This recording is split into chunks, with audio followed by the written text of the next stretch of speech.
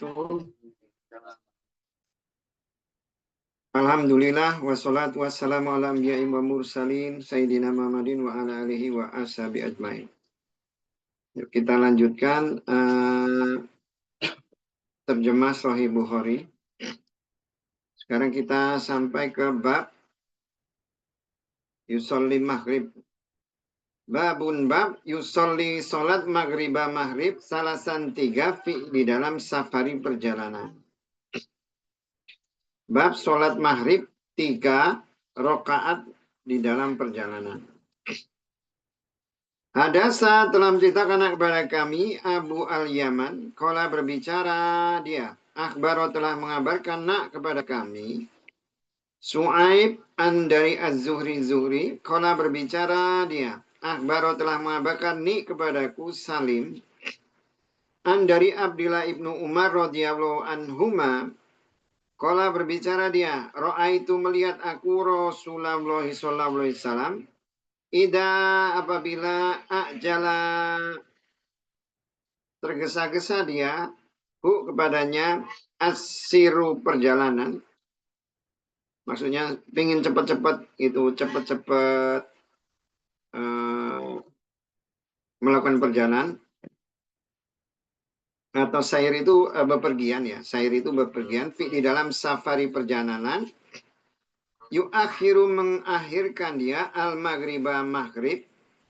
Hatta sehingga yajma menggabungkan dia atau menjamak dia.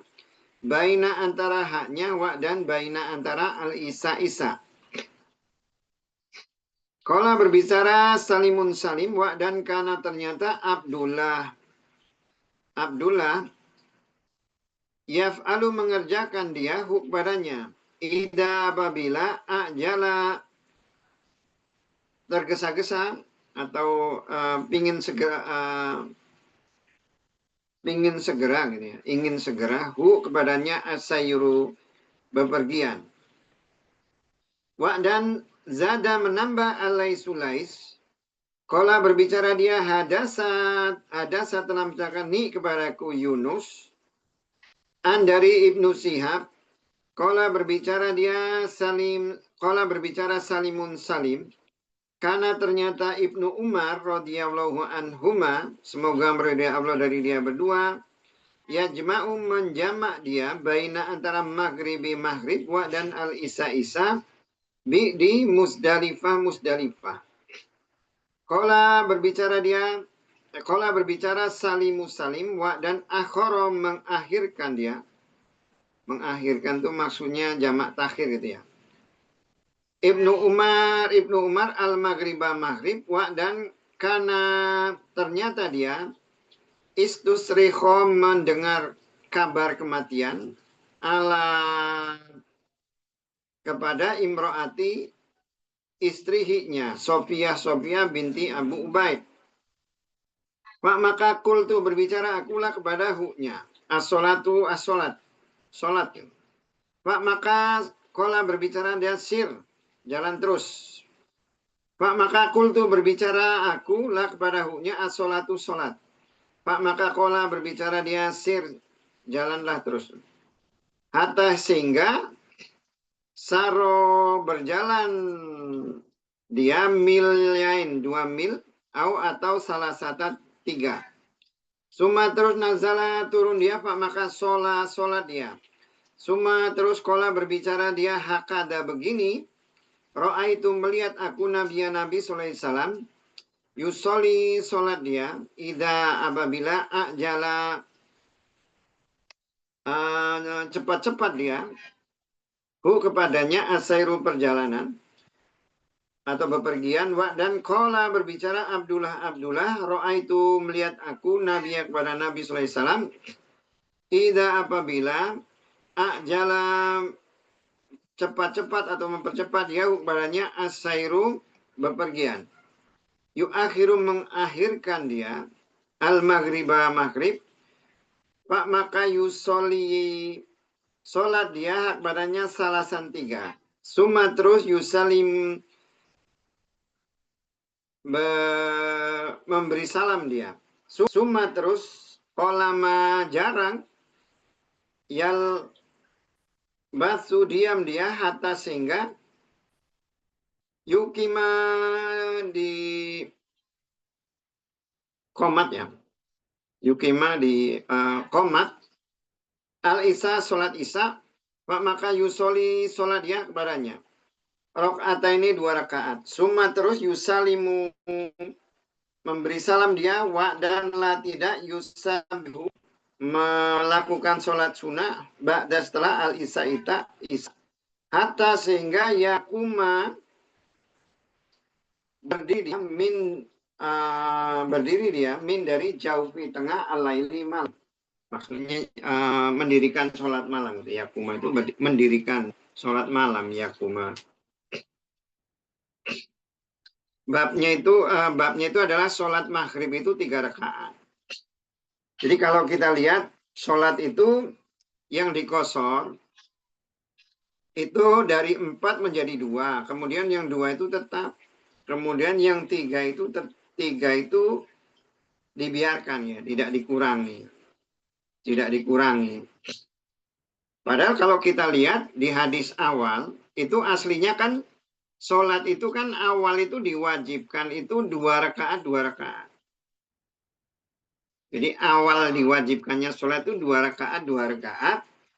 Kemudian oleh Allah disempurnakan, sholat itu ada yang menjadi 4, ada yang tetap 2, ada yang menjadi 3. Tapi kalau menurut logika harusnya ketika ulama berpendapat bahwa sholat itu ketika qashar itu dikembalikan ke awal, harusnya semuanya dikembalikan jadi 2 gitu kan ya, harusnya. Tapi Allah tetap ini 3 gitu. Seakan-akan Allah itu menunjukkan bahwa ada sesuatu itu perintah dia itu ada yang kadang bisa dipahami oleh manusia, kadang yang ya semau dia gitu, semau dia. Banyak hal-hal di dunia ini mungkin ketika kita melihat banyak hal-hal yang terjadi itu ada namanya ketentuan yang bisa kita baca. Ketentuan Allah yang bisa kita baca. Bisa kita pahami lah. Gitu. Tapi ada beberapa hal yang memang kita tidak pahami dan Allah untuk menunjukkan bahwa itulah kemauan Allah. Allah yaf'alu ma yurid. Gitu.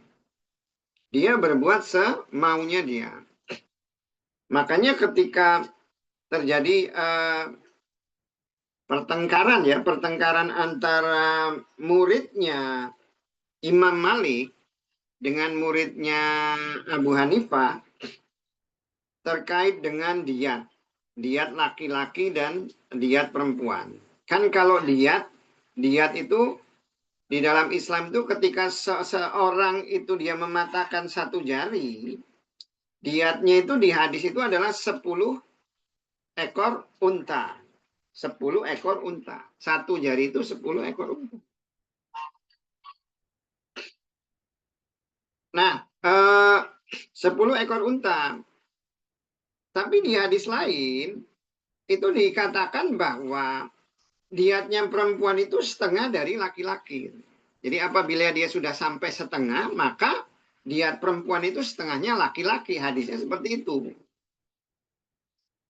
Nah, berdasarkan 2 hadis itu, Abu Hanifah itu menyimpulkan bahwa ketika seseorang itu misalnya mematahkan jari tangan seorang perempuan,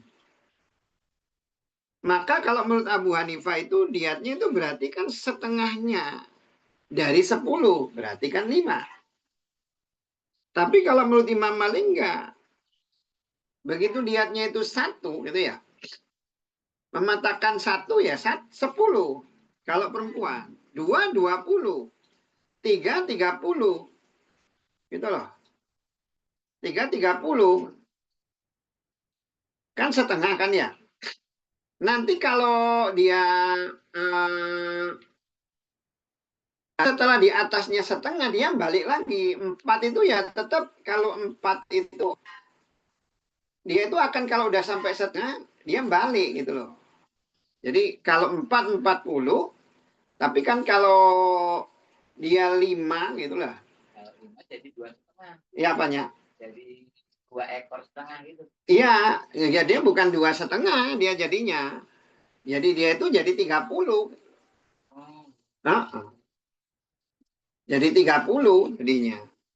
Sehingga orang gimana kok orang mematahkan 5 kok malah jadi 30, yang mematahkan 4 menjadi 40 ya. Ya kata dia itu ketentuan dari Allah seperti itu. Dianya perempuan itu setengah dari laki-laki. Ya itu artinya Imam Malik itu pokoknya patokannya ya hadisnya seperti itu. Apabila udah sampai setengah, ya dia perempuan itu setengahnya dari laki-laki. Sama seperti sholat maghrib ya. Sholat maghrib itu ketika Allah menentukan bahwa sholat maghrib itu nggak bisa dikosor. Nggak bisa dikosor. Kalau sholat subuh, sholat maghrib nggak bisa dikosor. Nah di hadis ini uh, Nabi ketika dia melakukan perjalanan dia mengkosor, kosornya ini dia jamak ya. Dia menjamak antara sholat maghrib dan sholat isya itu dijamak oleh Nabi. Tapi menjamaknya itu diakhirkan. Nah ini tunjukkan apanya itu jamak takdim atau jamak takhir. Itu ini yang menjadi dasar ulama bahwa jamak itu boleh takdim atau boleh takhir, terserah. Tapi sebenarnya kalau kita lihat di hadis gitu ya, di hadis itu sebenarnya kalau seperti jamak ya, jamak itu yang dilakukan oleh Nabi itu kebanyakan tuh jamak takhir. Yang dilakukan oleh Nabi sendiri takdim itu enggak. Karena apa? Karena ketika Nabi itu dia bepergian itu dia itu kalau tiba waktunya dia itu tidak melakukan tidak menjamak. Jadi misalnya gini, kita mau pergi nih duhur ya, pergi duhur. Tapi kita udah masuki waktu duhur. Waalaikumsalam. Kita udah masuk waktu duhur. Kalau udah masuk waktu duhur, ya sholat duhur dulu. Nggak menjamak kalau Nabi. Nggak menjamak dia. Tapi kalau dia kita itu bepergiannya jam 11 misalnya kan, belum sampai waktu duhur. Ya Nabi nanti jamak takhir atau jamak takdim. Gitu. Karena aslinya kan mengkosor itu ya, mengkosor itu kan syaratnya itu harus pergi dulu gitu loh. Berbeda dengan jamak. Kalau dia jamak dia boleh karena alasan tertentu diperbolehkan tanpa tapi jamaknya itu jamak 4-4 ya, atau 3-4. Tapi kalau kosor itu syaratnya kan harus bepergian dulu baru dia bisa menjamak. Jadi kayak umpamanya kita ini pergi waktu jam 1 itu loh. Jam 1 kita mau pergi. Kita harusnya sholat duhur dulu. Jadi nanti kosornya di Arab sendiri, nggak bisa dijamak, nggak bisa dijamak. Harusnya seperti itu. Sebaik kalau yang dilakukan oleh Nabi gitu loh. Kalau orang yang dilakukan Nabi. Tapi yang seperti itu memang untuk apa itu namanya untuk kosor dan jamak ini banyak sekali ya perbedaan madhab ya. Ada sekitar 20 yang menjelaskan itu berbeda-beda ya tentang ada yang mengatakan ya yang penting asal kita sudah niat melakukan perjalanan itu sudah dihitung sebagai perjalanan.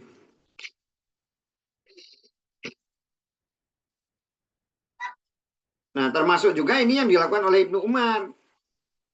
Ibnu Umar ketika dia sampai di Musdalifah ya, kemudian di Musdalifah dia diberitahu gitu loh, dia diberitahu tentang kematian istrinya. Dia tuh kalau sampai di Musdalifah itu kan berarti sekitar maghrib ya masih keburu lah itu ya. Kalau dia diingatkan untuk sholat, dia enggak nanti gitu. Jadi dia mengakhirkan di Isya.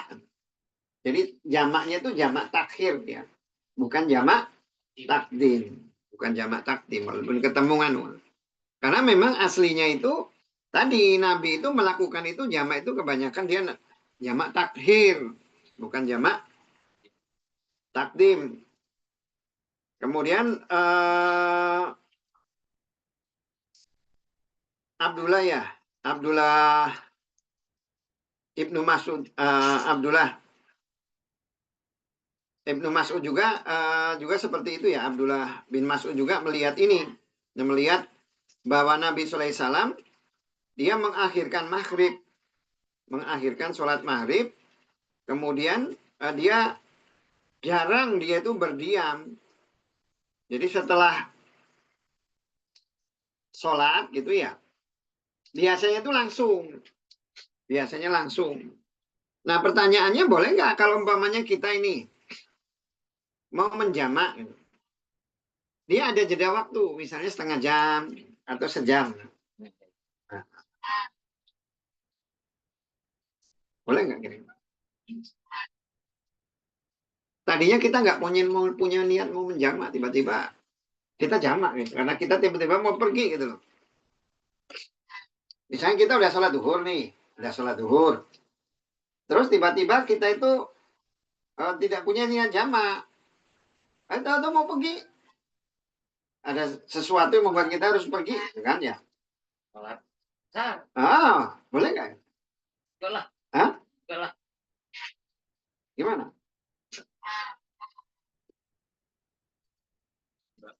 Hah? Udah sholat zuhur dulu kan? Iya. Sholat duhur, belum punya niat. Hah? Ya karena niatnya setelah zuhur kalau. Ya, kata ulama itu boleh. Karena Nabi pernah melakukan itu. Nabi itu alasannya itu dengan hadis gini. Nabi itu menjamak, dia itu sholat maghrib gitu loh. Sholat maghrib. Setelah sholat maghrib, dia itu niatnya memang jamak gitu. Dia setelah sholat maghrib, baru begitu tiba di Muzdalifah itu Nabi itu sholat maghrib. Setelah sholat maghrib, dia itu beresin ontanya dulu, barang-barang diturunkan. Nabi itu sholat isya. Di situ tidak dijelaskan tuh di waktu maghrib atau di waktu isya. Iya, tidak dijelaskan di hadis itu. Sehingga ulama itu menyimpulkan bahwa itu boleh yang seperti itu. Kalau niat kan tinggal di rumah aja niatnya. Berarti saya tinggal, mungkin kan sholatnya tetap. Kan sholatnya tetap jamak, itu artinya kan saya mau sholat ini di waktu ini gitu aja kan sebenarnya kan masalahnya kan. Asalnya saya kerjakan sekarang gitu aja kan nggak masalah kalau yang seperti itu. Boleh itu. Enak dong orang. Apanya? Enak nanti. Iya, itulah ya agama itu seperti itu. Dan ulama itu kan selalu mencari gitu loh, mencari hadis yang intinya itu nggak memberatkan gitu loh. Karena tujuan agama itu kan yasir walatu asir. Yasir walatu asir. Jangan ngomong enaknya kalau sekarang ini. Saya mau nanya nih sekarang kan. Mengenai nih, kalau umpamanya nih. Orang kan ya, kemarin kan kita belajar hadis kan ya, bahwa tidak boleh perempuan itu pergi tanpa muhrim atau bepergian tanpa muhrim itu lebih dari 3 hari kan ya. 3 hari lah. Kalau Imam Malik kan 4 hari membolehkan gitu. Oke, sepakat itu kan nggak boleh gitu kan ya. Oke ya. Sekarang kalau saya mau nanya nih. Kalau ada perempuan nih. Terus mahasiswa misalnya kos di Jakarta sendirian. Boleh nggak? Harusnya nggak boleh, Ustaz. Kenapa nggak boleh maksudnya?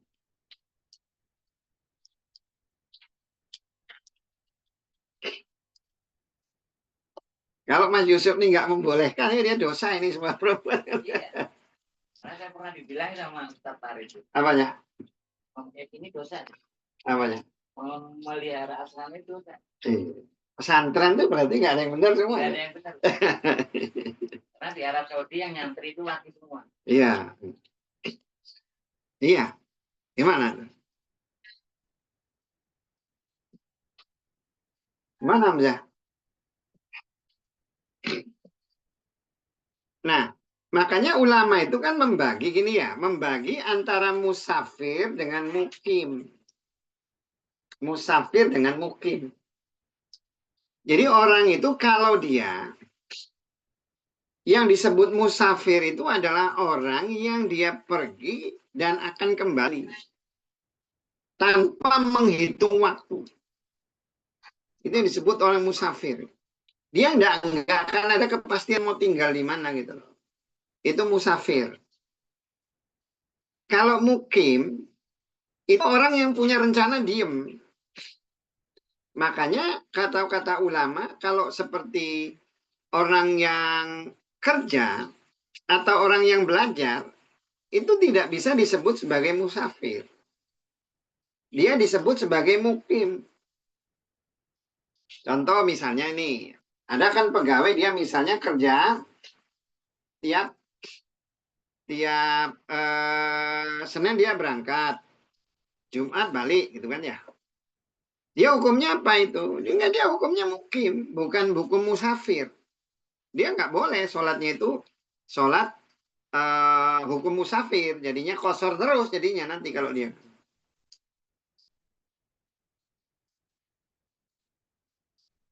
Atau orang nih anak misalnya kuliah gitu kan ya, kuliah di suatu tempat, dia nggak bisa dia pakai hukum kosor karena dia mukim diem.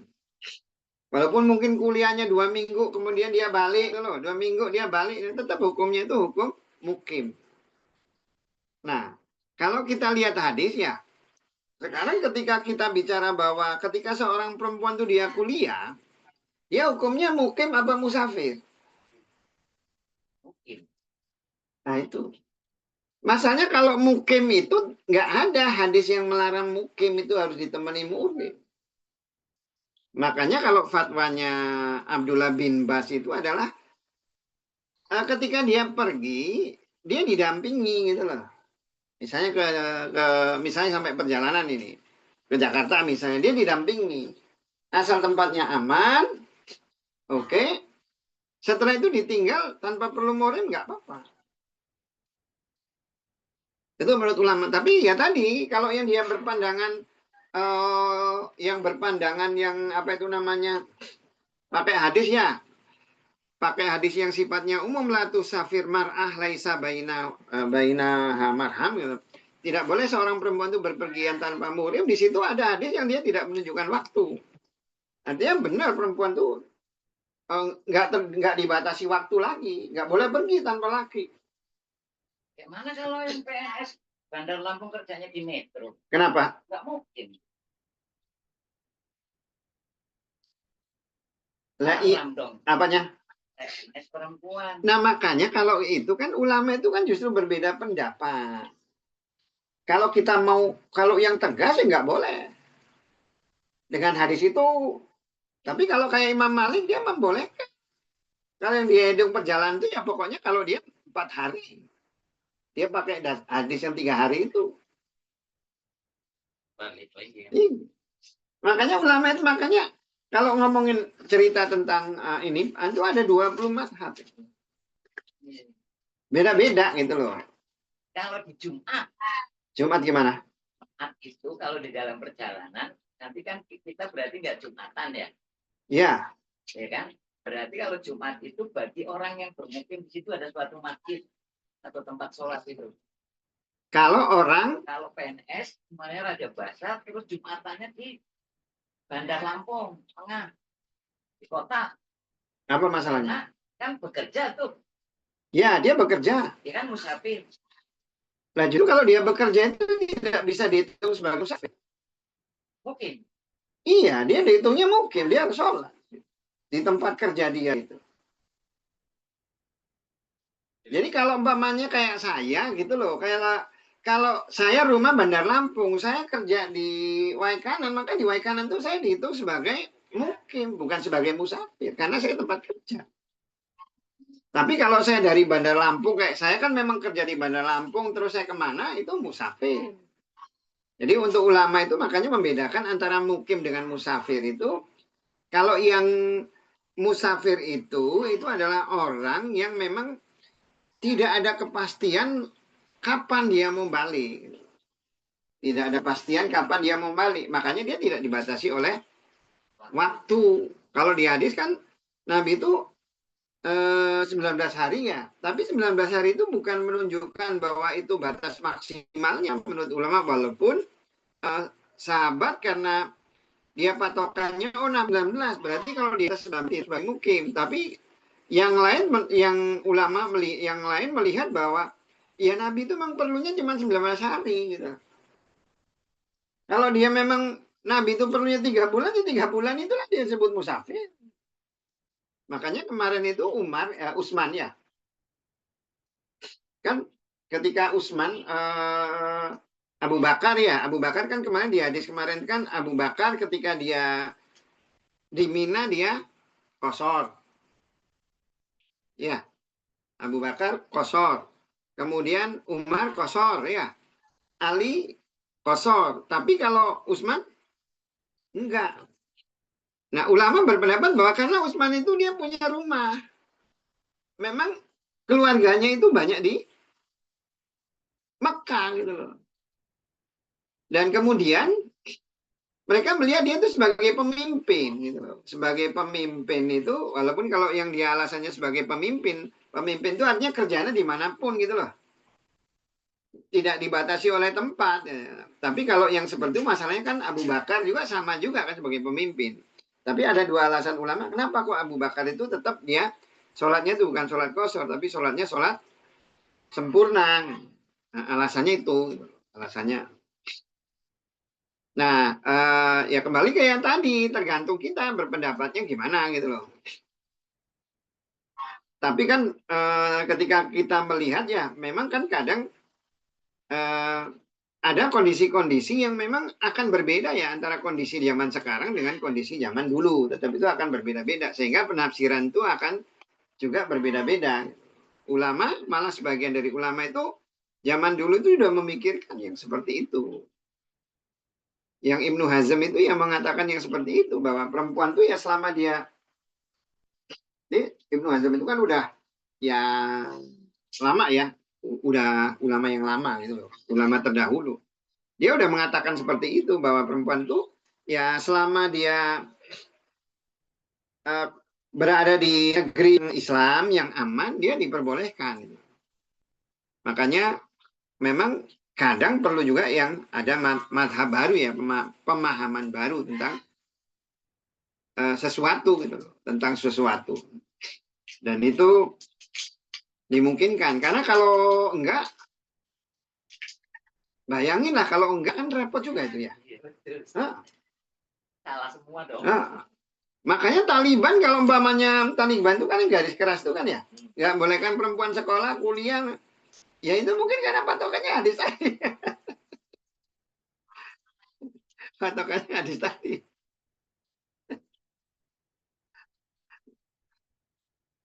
Terus nanti kayak umpamanya dia mau kukusan terus kedokteran kayak mana perempuan gitu perawat gimana apa mau dibilang darurat atau apa tetap iya nah agak repot makanya kalau umpamanya kita berpendapat seperti itu jadi ya tadi ujungnya banyak nggak benar jadi ya tadi pesantren jadi nggak benar orang kuliah jadi nggak benar nggak ada kuliah nggak ada itu zaman dulu mungkin belum terpikir seperti zaman sekarang gitu kan ya. Kalau dulu memang bepergian itu adalah sesuatu yang jarang. Dulu kan nggak ada sekolah, nggak ada ini gitu ya. Nah masalahnya gini, kenapa kok seperti apa itu Abdullah bin Bas itu mengatakan diperbolehkan. Kalau kita mau patokannya hadis kan tadi yang nggak boleh bepergian tanpa muhrim itu kan kalau musafir kan ya. Nah, sekarang kalau umpamanya dia dihukumi sebagai mukim, emang harus mukim itu harus punya syarat muhrim? Emang harus punya syarat muhrim?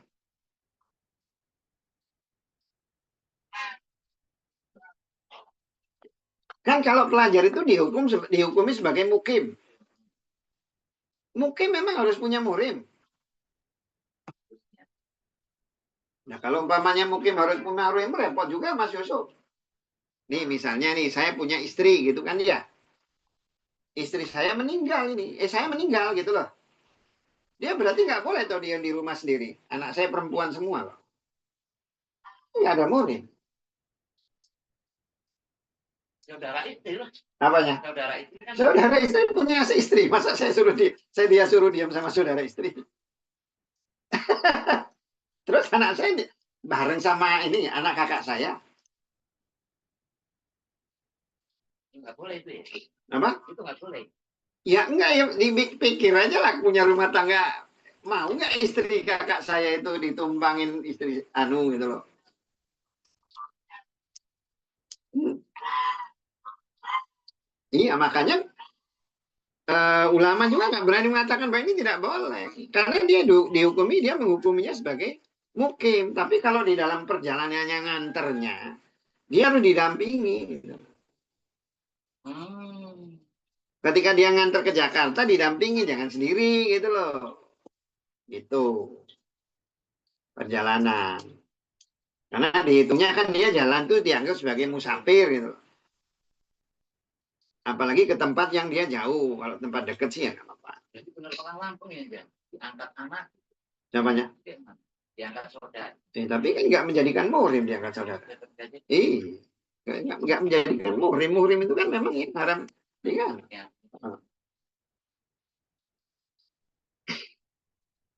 Kemudian di sini anu ya. Jadi tadi boleh ya kalau umpamanya kita makanya di hadis ini di ujung kan di Nabi itu jarang gitu loh, jarang setelah sholat maghrib terus dia diam. Biasanya namanya jamak itu setelah sholat langsung sholat berikutnya.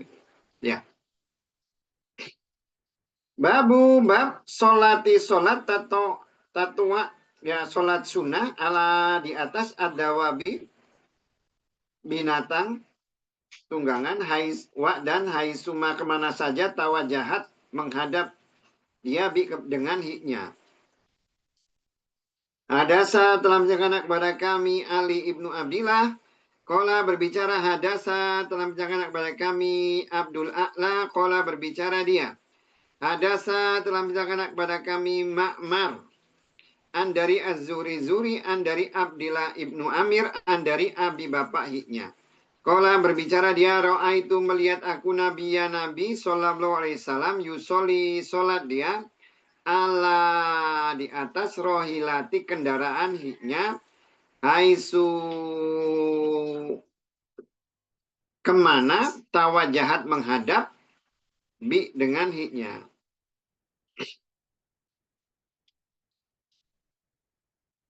Jadi kalau sholat sunat ya, sholat sunat itu di atas kendaraan itu dia menghadapnya itu sesuai dengan arah kendaraan. Itu kalau sholat sunat. Jadi kita lihat hadis berikutnya. Hadasa telah menceritakan kepada kami Abu Nuaim, kola berbicara dia. Hadasa telah menceritakan kepada kami Saiban, an dari Yahya, an dari Muhammad ibnu Abdurrahman, an dari Jabir ibnu Abdillah. Akbaro telah mengabarkan kepadanya, anna sungguhnya Nabi SAW, karena ternyata dia, yusoli solat dia, tato solat sunat, wa dan huwa dia rokibun, yang berkendara, pada goiri salain kiblati kiblat. Jadi tidak menghadap kiblat. Hadasa telah menceritakan kepada kami Abdul A'la ibnu Hamad. Kola berbicara dia. Hadasa telah menceritakan kepada kami Muhaib. Kola berbicara hadasa telah menceritakan kepada kami Musa ibnu Uqbah. An dari Nafi. Kola berbicara dia. Wa dan kana ternyata ibnu Umar radhiyallahu anhuma. Semoga meridai Allah dari dia berdua. Yusoli sholat dia ala di atas rohilati kendaraan hiknya. Wa dan yutiru sholat witar dia ala di atas hiknya. Wa dan yubiru mengabarkan dia anna sungguhnya Nabi sallallahu alaihi wasallam karena ternyata dia yaf'alu mengerjakan dia kepadanya. Jadi kalau untuk sholat sunat itu menghadap sesuai dengan arah kendaraan untuk sholat sunat. Nah, kenapa ini dimasukkan di bab kosor ya, kosor sholat ya. Jadi artinya sholat sunat itu tetap bisa dilakukan ketika seseorang itu mengkosor sholat, tapi itu bukan sholat rawatib. Makanya Abdullah bin Mas'ud itu ketika dia datang ke suatu tempat, dia sholat ya, sholat kosor. Tiba-tiba setelah itu ada jamaah, dia sholat. Mereka tuh jamaah itu pada sholat. Terus dia nanya, orang pada ngapain katanya? Pada sholat sunat katanya. Orang pada sholat sunat. Ya, kalau mereka tuh mau sholat sunat, ya lebih baik sholatnya yang ini aja, yang fardu aja disempurnakan. Gitu. Bukannya lebih utama menyempurnakan fardu daripada dia sholat sunat gitu loh. Logikanya. Itu kalau menurut Ibnu Mas'ud itu seperti itu. Karena kata Ibnu Mas'ud itu, Nabi itu tidak pernah mengerjakan itu. Nabi itu tidak pernah mengerjakan sholat rawatib setelah dia melakukan kosor. Sholatnya di kosor. Jadi seperti sholat, apa itu namanya? Ya, duhur, asar, maghrib, isya itu dia tidak pernah. Karena dia udah kosor. Kecuali, kalau ulama itu mengatakan kecuali sholat witir, kemudian sholat tahajud. Sholat tahajud. Ada juga yang menyampaikan kecuali sholat subuh gitu ya, sholat sunat qabliyah subuh gitu. Ada juga yang, tapi kalau yang dijelaskan di hadis itu ya Nabi itu selalu melakukan sholat witir. Dia tidak meninggalkan sholat witir dan sholat tahajud di dalam perjalanan ataupun ketika dia mukim. Artinya hanya 2 sholat sunat itu yang dilakukan Nabi ketika dia di dalam perjalanan. Kalau mau dibilang nggak boleh. Masa orang mau sholat dilarang ya? Cuman masalahnya Nabi nggak ngerjakan. Masa mau dibilang bid'ah gimana? Hamzah. Nah, gimana Mas Yusuf? Ini ada orang nih. Dalam perjalanan, dia sholat lengkap. Setelah itu sholat qobliyah dan ba'diyah. Mas Yusuf mau ngomongnya apa? Bid'ah apa-apa gitu.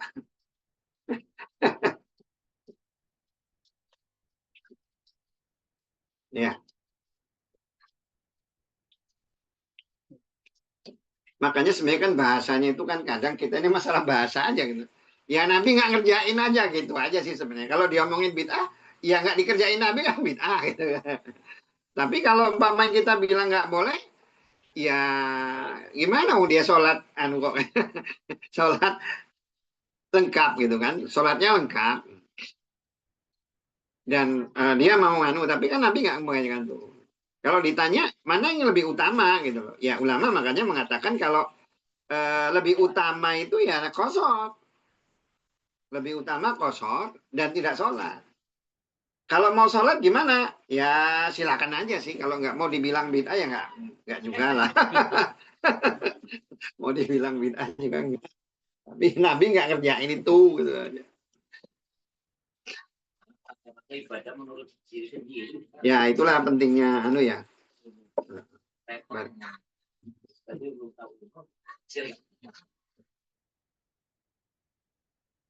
Ya sama kayak jamak gitu kan ya.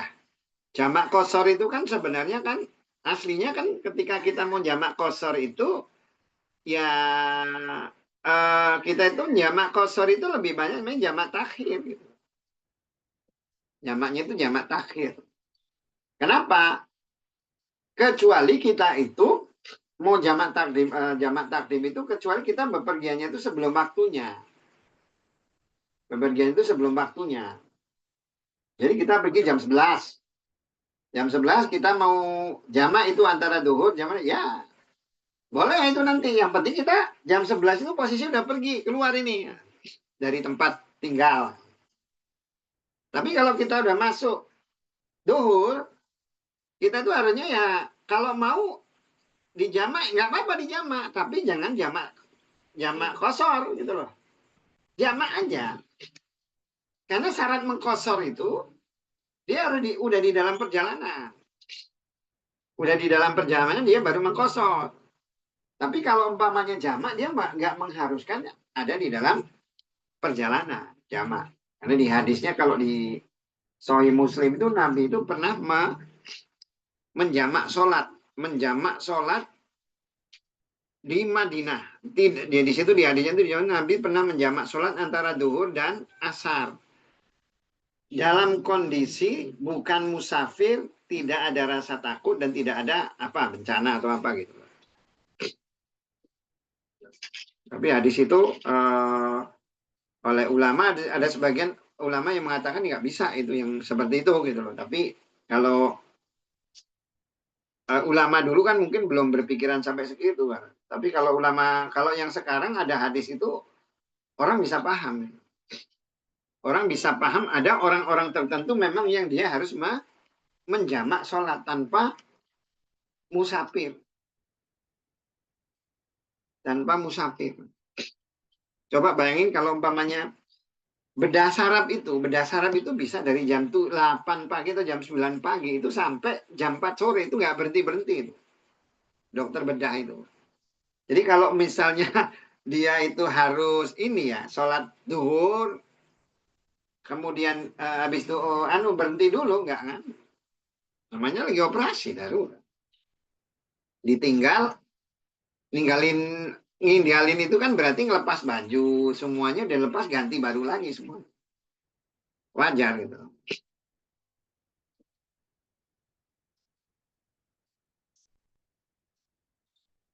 Terus ini, jadi ini ya, kalau apa itu Nabi, sholat itu di atas kendaraannya ya, sholat di atas kendaraannya.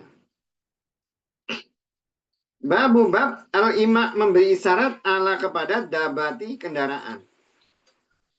Hadasa telah menceritakan kepada kami Musa. Qala berbicara dia. Hadasa telah menceritakan kepada kami Abdul Aziz ibnu Muslim. Qala berbicara dia. Hadasa telah menceritakan kepada kami Abdullah ibnu Dinar. Qala berbicara dia karena ternyata Abdullah ibnu Umar radhiyallahu anhuma yusoli sholat dia di dalam safari perjalanan. Kala di atas rohilati kendaraan hiknya. Ainama kemana saja tawajahat menghadap. Yumi memberi isyarat dia dan Zakaro menyebutkan Abdullah an-nasunya Nabi SAW karena ternyata dia yaf'alu mengerjakan dia kepadanya. Jadi nah kalau sholat di atas kendaraan itu yang jelas sholatnya itu pasti sholat nggak normal ya. Sholatnya itu yang nggak normal. Jadi berbeda dengan sholat ketika dalam posisi normal. Dalam posisi normal itu ketika di dalam kendaraan, apalagi zaman dulu itu kan naik kuda, naik anu. Jadi ketika dia memberikan arah kepada tunggangannya, ya dia akan melakukan gerakan-gerakan atau memberi isyarat kepada tunggangannya ke arah mana gitu. Yang seperti itu diperbolehkan. Sambil berkendaraan memberi isyarat kepada tunggangannya, dia tetap melakukan sholat. Jadi di dalam sholat itu melakukan gerakan itu intinya itu di luar sholat itu diperbolehkan selama ada tujuan gitu. Selama ada tujuan yang tujuannya itu untuk kemaslahatan sholat. Untuk kemaslahatan sholat. Tapi kalau tujuannya bukan untuk kemaslahatan sholat, ya nggak boleh. Misalnya nih, kalau misalnya HP bunyi, dimatiin. Kalau itu karena itu akan ganggu orang sholat gitu. Tapi bukan dijawab loh. Dijawab karena ganggu biar jelas urusannya nggak gitu juga lah.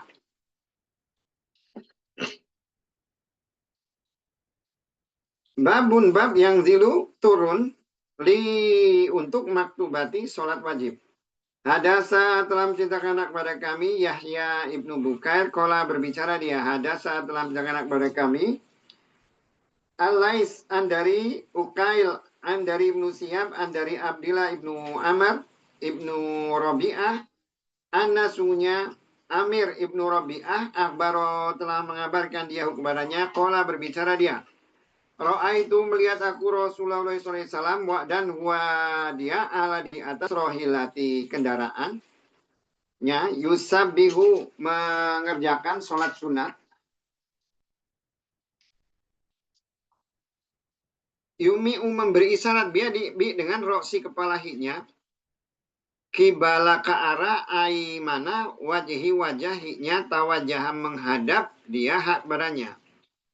Dan lam tidak yakun ternyata Rasulullah SAW yasna'u mengerjakan dia zalika itu di dalam sholat maktubah, sholat wajib. Dan kola berbicara Sulais hadasa telah menceritakan ini kepadaku Yunus dari Ibnu Shihab. Kola berbicara Salimun Salim.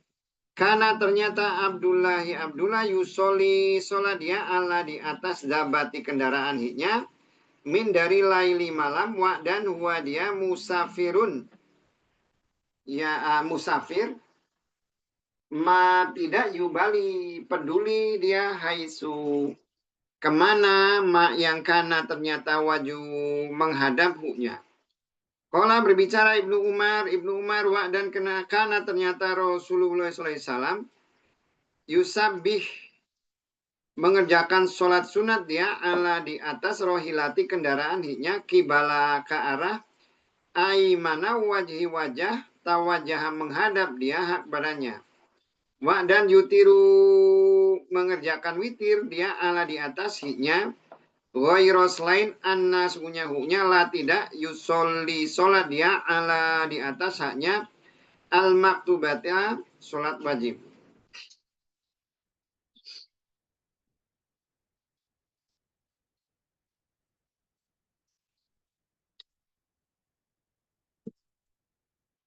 Hadasa telah menjelaskan kepada kami Mu'ad ibnu Fudalah kola berbicara dia. Hadasa telah menjelaskan kepada kami Hisam dari Yahya dari Muhammad ibnu Abdurrahman ibnu Sauban kola berbicara dia. Hadasa telah menjelaskan kepadaku Jabir ibnu Abdillah An-Nazwanya Nabi SAW karena ternyata yusoli sholat dia ala di atas rohilati kendaraan hiknya nahwa ke arah masriki timur. Pak maka ida apabila aroda bermaksud diaan untuk yusoli sholat yang maktubata wajib nazala turun dia pak maka istakbala menghadap dia al kiblata kiblat. Babnya itu sholat sunat itu babnya adalah turun turun ketika akan melakukan sholat wajib. Turun untuk melakukan sholat wajib. Tapi di atas kendaraan, tapi nanti turun itu turun menghadap kiblat dulu, baru dilanjut di kendaraan. Iya. Apanya? Ya kalau di pesawat lain lagi itu ceritanya. Tapi ini ya, kalau kita ini sebagai umat Islam ini termasuk umat yang bersyukur gitu loh. Aturan umat Islam itu nggak sesusah aturan umat zaman dulu. Kalau zaman dulu itu orang itu sholat itu nggak bisa di semua tempat. Itu harus di tempat-tempat yang ditentukan di masjid. Sholat itu hanya di masjid. Kemudian kalau mau bersuci itu harus pakai air. Jadi kalau nggak bisa, kayak tayamum itu nggak ada zaman dulu. Itu kan rahmat Allah untuk kita. Makanya saking sayangnya. Kemudian Allah itu sampai ketika kita itu berbuat baik ditulis 10 kebaikan dilipat gandakan jadi 70, kemudian dia akan melipat gandakan semau dia gitu kan. Saking sayangnya kepada umat Islam. Hanya kadang umat Islam ini karena saking disayang itu kadang kayak anak. Anak semakin disayang kadang semakin lunjang. Iya. Ya itu ya ini ya kayak sholat aja kan ya. Sholat itu diperbolehkan kita itu sholat itu di atas kendaraan. Dan di hadis yang lain itu dijelaskan bahwa sholatnya itu kendaraannya itu ngadep ke kiblat dulu gitu. Setelah itu dia menghadap kemana terserah, yang penting ngadep ke kiblat dulu kalau untuk sholat wajib. Kalau di sini kan bahasanya kan di judulnya kan turun gitu ya, dia turun. Tapi kalau di hadis yang lain tuh dia hanya menghadap saja tidak turun gitu. Jadi mungkin kalau kita menggabungkan dua hadis itu berarti turun itu menghadap dulu ke kiblat, baru dia sholatnya di kendaraan diawali dari menghadap ke kiblat, sholatnya atau kendaraannya dihadapkan ke kiblat. Bisa jadi orangnya sholat itu awal menghadap ke kiblat, kemudian baru dia lanjut di kendaraan, atau kendaraannya itu dihadapkan ke kiblat, baru nanti dia sholat itu menghadap kemana saja. Tapi itu nggak masalah gitu lah, karena memang aslinya kita bukan menyembah itu bukan menyembah Ka'bah gitu. Bukan menghadap menyembah Ka'bah. Ka'bah itu kan hanya untuk menyatukan aja. Kemudian ketika sesuatu itu diperbolehkan oleh Allah itu ya menjadi benar. Kenapa kita sholat ngadep Ka'bah? Ya karena disuruh Allah. Tapi kenapa ketika kita itu sholat sunat itu tidak menghadap kiblat? Ya karena boleh sama Allah gitu loh. Jadi bagi kita itu kenapa orang Islam harus sholat mana? Kata siapa orang Islam itu sholat harus menghadap Ka'bah? Sholat itu ketika sholat sunat tidak harus menghadap Ka'bah. Ketika kita sholat di dalam perjalanan juga, dalam kondisi yang kendaraan itu tidak bisa menghadap Ka'bah, ya nggak masalah. Tapi kalau bisa diawali dari menghadap ke Ka'bah. Gimana nih kalau umpamanya kita sholat sunat, ya udah biar lebih bagus kita hadapkan dulu kendaraannya ke Ka'bah dulu. Gimana tuh? Ya boleh. Ya boleh aja. Apakah lebih bagus? Enggak sih. Hah? Ya enggak. Lebih bagus mana kita sholat sunat di atas kendaraan, ngadep ke kiblat sama nggak ngadep ke kiblat? Yang ngadep ke kiblat. Hah? Kalau pas kendaraannya ngadep ke kiblat. Kalau dia lebih bagus, Nabi itu sholat sunat tuh ngadep ke kiblat.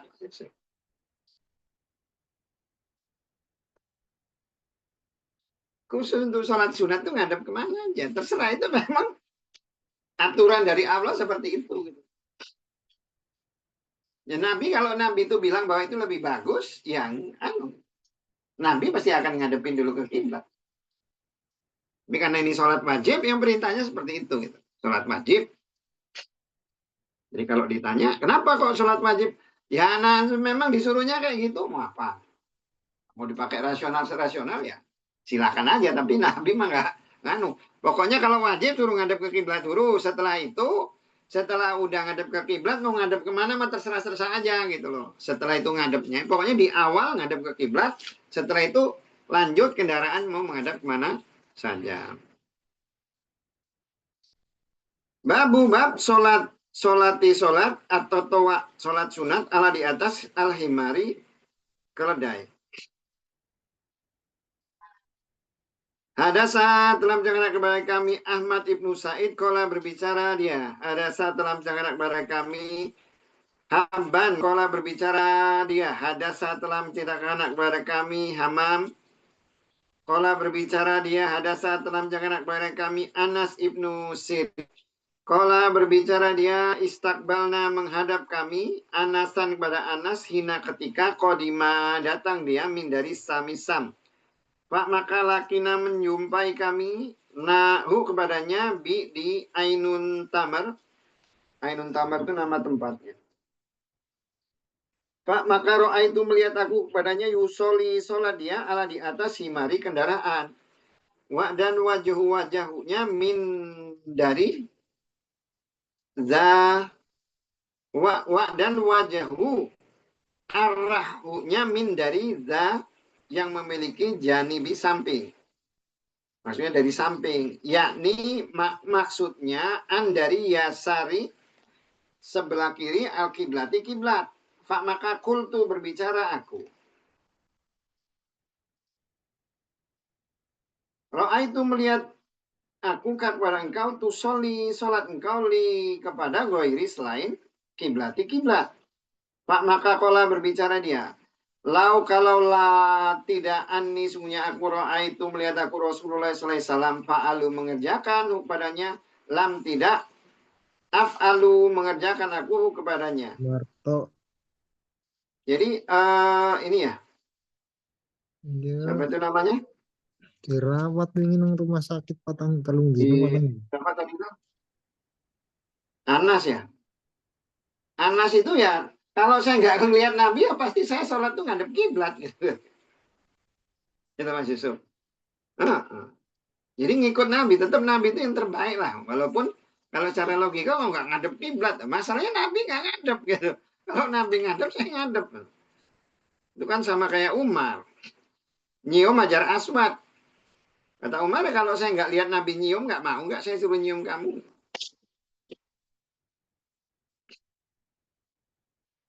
Rawahu Ibnu Tohman andari Hajjaj andari Anas Ibnu Sirin andari Anas radhiyallahu anhu andari Nabi sallallahu alaihi wasallam. Ya.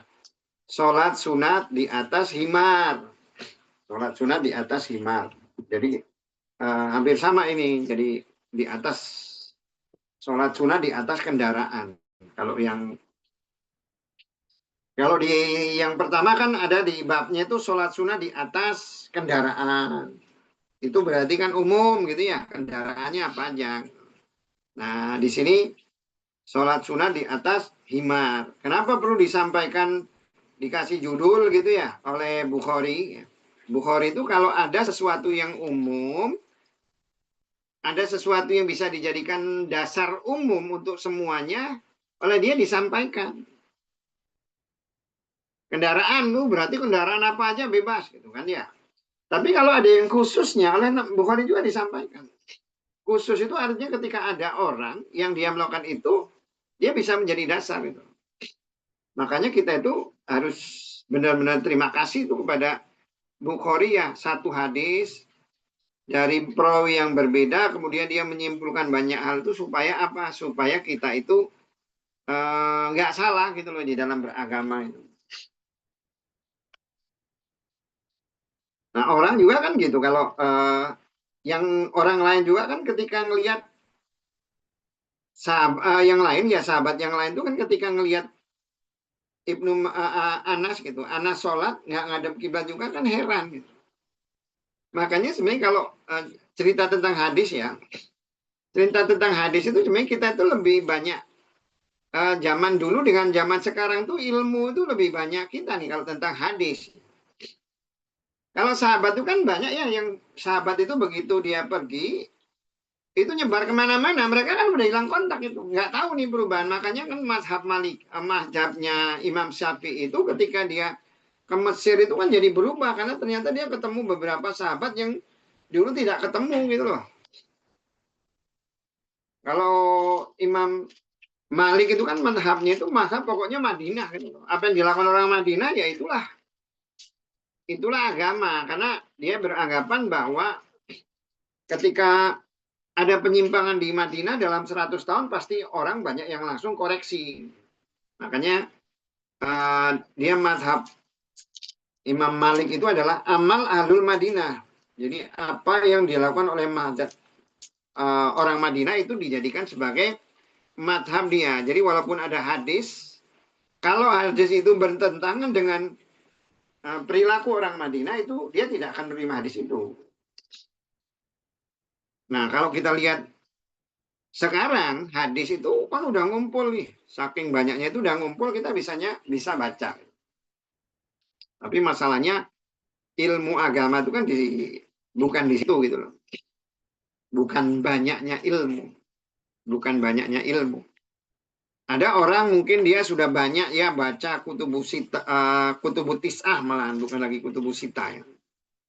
9 kitab hadis, malah mungkin lebih, malah mungkin hafal. Tapi namanya ilmu agama itu adalah ilmu yang membuat kita itu takut kepada Allah, itu aja sebenarnya ilmu agama. Jadi walaupun kita itu belajar dikit, tapi kalau itu membuat kita takut kepada Allah, ya berarti kita sudah punya ilmu agama. Tapi kalau umpamanya kita banyak baca hadis, tapi kita nggak membuat kita itu bertambah takut pada Allah, ya berarti tidak bertambah ilmu agama. Babu bab man yang lam tidak yatatawa mengerjakan yang sunat di dalam safari perjalanan, duburi di belakang, as-sholati sholat wa dan kibala di depan haknya.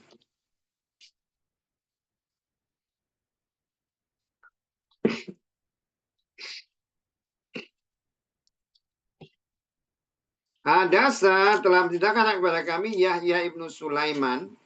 Kola berbicara dia hadasa telah menceritakan kepada Ibnu Wahab. Kola berbicara hadasa telah menciptakan ni kepadaku Umar ibnu Muhammad dari Habs ibnu Asim.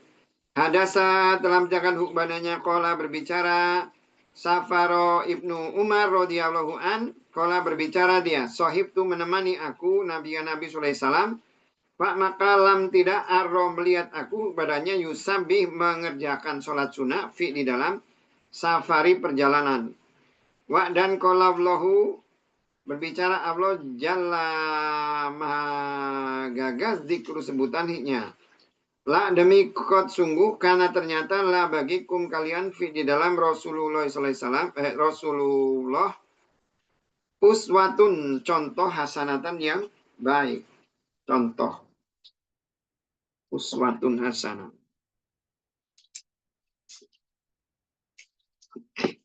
Hadasa telah menceritakan kepada kami Musaddad kola berbicara hadasa telah menceritakan kepada kami Yahya dari Isa ibnu Habs ibnu Asim kola berbicara dia.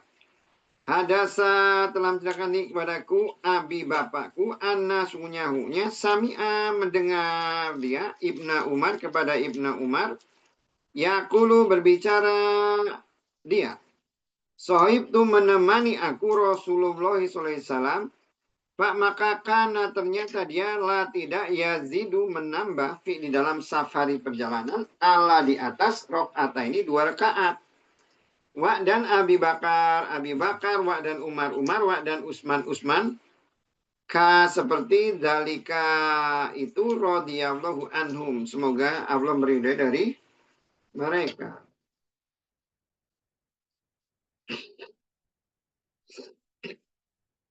Babnya tidak mengerjakan sholat sunat di belakang, tidak melakukan sholat sunat dalam perjalanan di belakang. Jadi bahasa dubur itu di belakang. Nah ini kalau kita lihat di belakang sholat itu kan berarti setelah gitu ya. Makanya sebenarnya kalau kita lihat terjemahan ini ya la tada doa gitu ya. Fi duburi kuli sholat itu kan. Jadi janganlah, kan Nabi itu kan ketika dia memberi nasihat kepada Mu'ad, jangan kamu tinggalkan doa ini di belakang setiap sholat. Makanya kalau ulama itu nggak salah kalau dia menafsirkan bahwa setelah sholat itu orang tuh boleh doa. Tapi ada yang sebagian menganggap itu bid'ah. Namanya doa itu ya di sholat. Di belakang setiap sholat itu maksudnya itu ya di dalam sholat itu gitu lah. Sebelum salam itu di belakang. Tapi kan bahasanya kan dubur masalahnya. Dubur itu bisa dimaknai di ujung atau setelahnya atau sebelumnya. Tapi kalau kita pakai dubur ini, masa sebelumnya? Habis sholat wajib, belum salam kita langsung sholat sunat. Enggak gitu kan? Iya. Makanya iya, nggak salah juga kalau ulama menyatakan bahwa doa setelah sholat itu ya bukan sesuatu yang bid'ah. Dasarnya tadi, Nabi berwasiat kepada Mu'ad, jangan kamu tinggalkan di belakang setiap sholat doa ini. Itu ada 2 hadis yang dipesankan seperti itu. Ya Allahumma lamania gitu. Kemudian yang lain-lain termasuk zikir juga gitu. Jadi ya nggak salah. Nah, kalau kita melihat hadis ini, itu Nabi itu tidak melakukan sholat sunat sholat sunat itu maksudnya sholat sunat rawatib ya.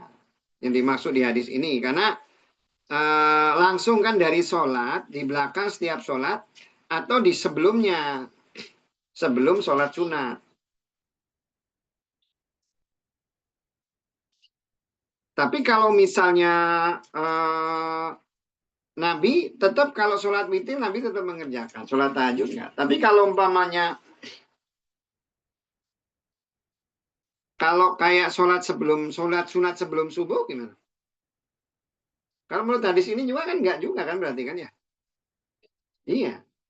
Oh, sebelum sama sesudah kok. Perintahnya kan sebelum sama sesudah. Bukan perintah ya, tapi artinya sahabat tidak melihat itu ya. Nabi mengerjakan sholat sunat selain itu. Selain dua. Sholat malam dan Sholat malam dan sholat witir itu aja.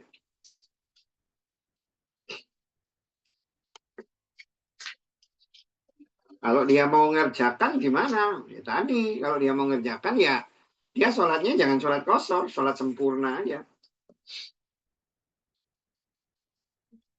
Kayak misalnya kamu nggak srek, aduh, saya itu tetap pingin sholat, ya sudah, kamu sholatnya jangan kosor.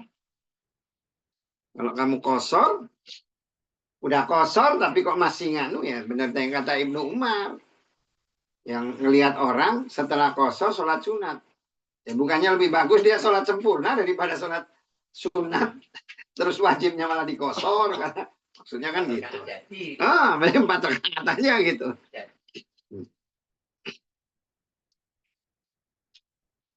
Bab man yang mengerjakan sunat di dalam safari perjalanan pada goiri selain duburi di belakang asolawati solat wa dan qabla sebelum huknya wa dan roka'a ruku nabi sallallahu alaihi wasallam rokaat fajri fi di dalam as-safari perjalanan.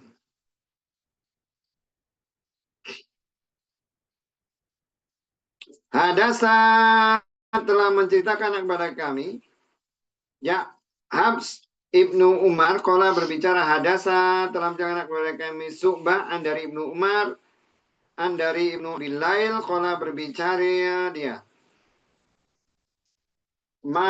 tidak mengabarkan ahadun salah seorang Ana sungguhnya huknya ro'a melihat dia Nabi sallallahu alaihi wasallam sholat dia ad-duha ghairu selain Ummu Hani.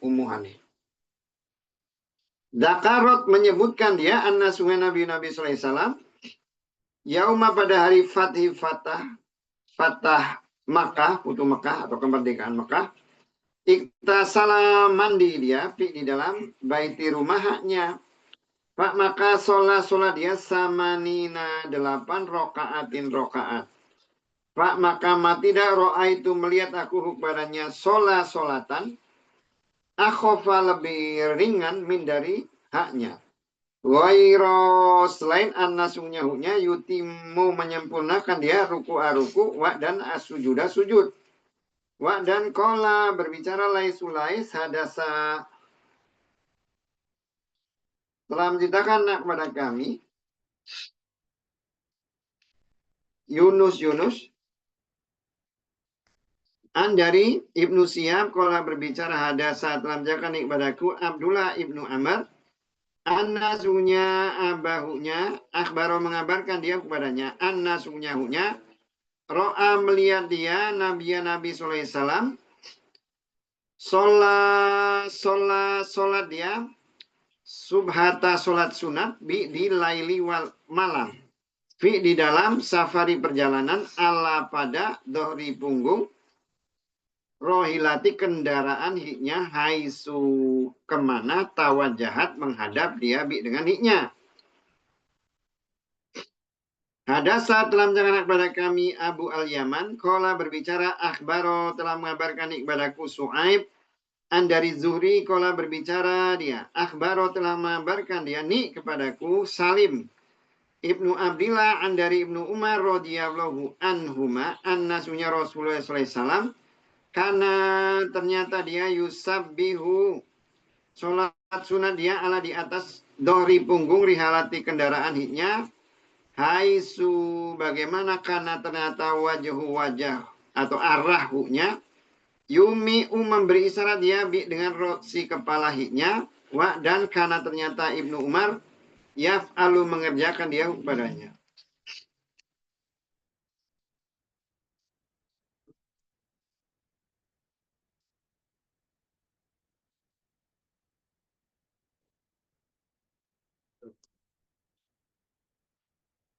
Babnya itu bab sholat sunnah di dalam perjalanan. Selain di belakang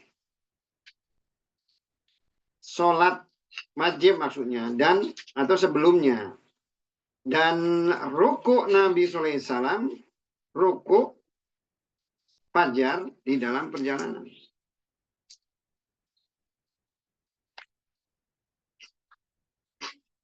Kalau kita lihat judulnya itu kan seakan-akan sholat sunat sebelum fajar itu ya. Sholat sunat sebelum fajar. Sebelum fajar itu kalau apa itu namanya?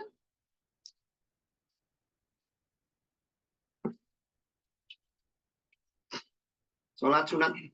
Ini kan bukan sholat sunat sebelum fajar masalahnya. Kalau sebelum fajar. Sholat sunat fajar itu apa yang dimaksud di sini? Sholat malam ya? Ya, belum subuh. Iya. Tapi kan kalau fajar itu kan setelah fajar itu kan baru subuh ya. Iya. Jadi babnya itu ini menunjukkan bahwa Bukhari itu kan menunjukkan bahwa Nabi itu dia tidak melakukan sholat sunat setelah sholat wajib yang dikosor, kemudian dia melakukan sholat sunat yang lain. Nah, yang sholat sunat yang lain dilakukan Nabi itu adalah sholat malam. Nabi melakukan sholat malam. Di hadis yang pertama itu,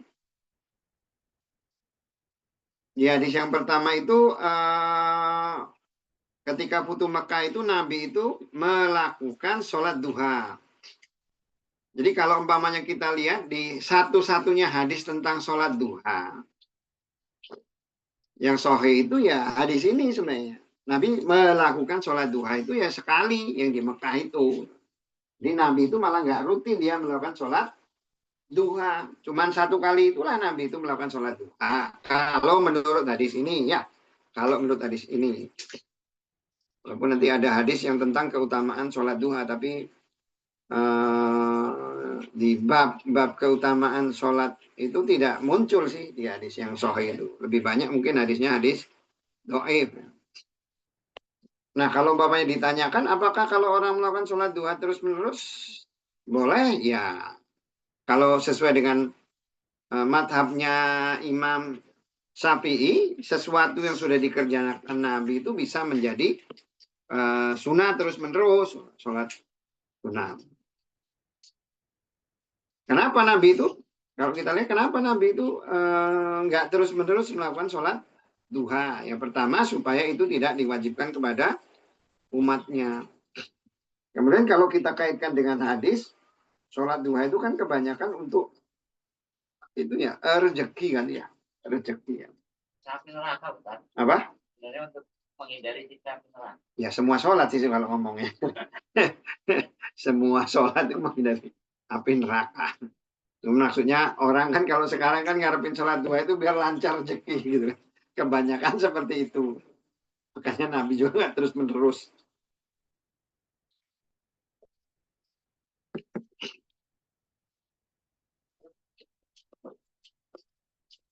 Makanya sebenarnya paling bagus itu yang ikut Nabi itulah sebenarnya paling bagus. Kadang gini sih ya, kita ini kadang gini. Kita itu kadang yang kita lakukan itu alasannya ngikutin Nabi gitu loh. Tapi yang benar-benar dilakukan Nabi juga malah nggak diikuti gitu. Itu masalahnya kan di situ. Kita misalnya nih puasa Senin Kemis, sunnah.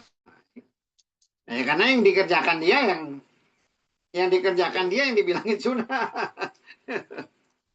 Kalau sunnah kenapa yang lain juga nggak diikuti? Nabi itu nggak selalu sholat sunnah puasa Senin Kemis atau apa. Nabi itu banyakkan sedekah malah kalau dipikir tuh kan. Punya apa aja habis Nabi. Contohnya seperti itu.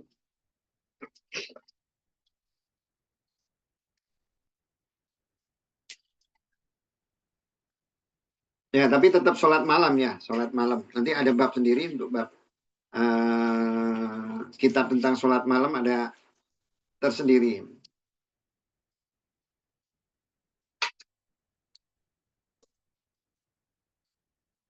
Bab al-jama' menjamak fi di dalam safari perjalanan baina antara maghribi maghrib wa dan isa.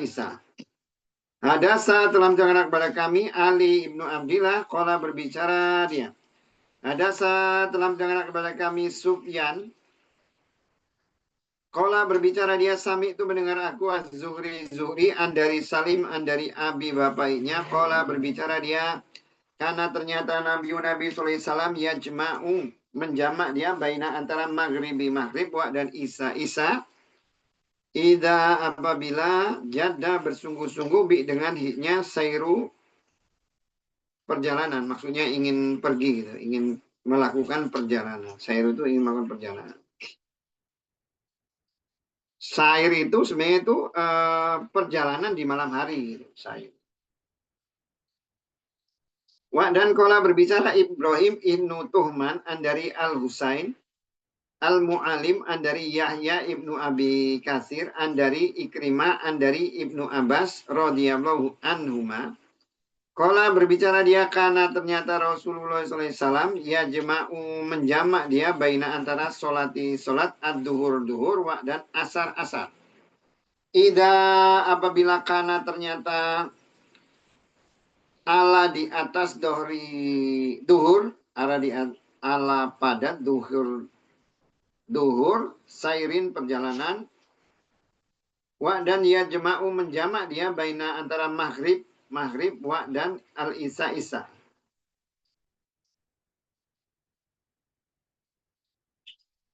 Bukan duhur itu duhur ya. Di duhur itu kan sebelum melakukan perjalanan. Duhur itu punggung. Bukan sholat duhur di sini, Pak. Di awal perjalanan ya. Wa dan andari Husain andari Yahya ibnu Kasir andari Habs ibnu Ubaidillah ibnu Anas andari Anas ibnu Malik radhiyallahu an. Kala berbicara dia karena ternyata Nabi SAW ya jema'u menjamak dia baina antara solat al-maghribi maghrib wa dan isa. Fi di dalam safari perjalanan wa dan taba'a mengikuti kepadanya Ali ibnul Mubarak wa dan Harb andari Yahya andari Habs andari Anas jama'a menjamak Nabi SAW. Jadi di sini tentang hukum menjamak ya, melakukan jamak. Jamak di dalam perjalanan diperbolehkan seseorang itu di dalam perjalanan itu melakukan dua hal, boleh menjamak, boleh mengqosor ya, boleh menjamak, boleh mengqosor. Nah, Nabi menjamak antara perjalanan itu antara maghrib dengan isya, juga antara sholat duhur dan sholat asar. Jamaknya itu kalau duhur itu bisa 4-4, bisa takdim itu berarti dia duluan, bisa juga takhir. Nah, kalau mengambil hadis umumnya tadi di ujung. Tapi ini boleh di depan. Ya, enggak, kalau mengambil hadis ini umum yang seperti ini enggak masalah mau di depan atau di belakang. Tapi kalau kita Nabi itu ketika menjamak itu dia menjamaknya itu kan kalau hadis ini enggak menyebutkan kapan Nabi perginya gitu lah, enggak namanya. Tapi kalau jamaknya itu mau jamak qosor, mau jamaknya itu jamak qosor, dia jangan pas di waktu sholatnya itu udah datang gitu. Waktu sholatnya itu udah datang. Itu jamak qosor. Jadi misalnya nih, Duhur ya, duhur. Jadi kalau umpamanya pergi jam 11, ya boleh menjamak qashar antara duhur dengan asar karena dia perginya jam 11. Tapi ketika perginya itu jam 1, itu Nabi itu sholat duhur dulu. Sholat duhur dulu. Baru nanti dia qashar. Baru dia qashar. Jadi sholat duhur tapi dia qashar, nggak dijamak. Kotornya tidak setelah sholat duhur itu. Apa ya? Tidak setelah sholat duhur itu. Kalau udah nyampe gitu. Enggak, nanti dia perjalanan itu dia asar itu dia qashar.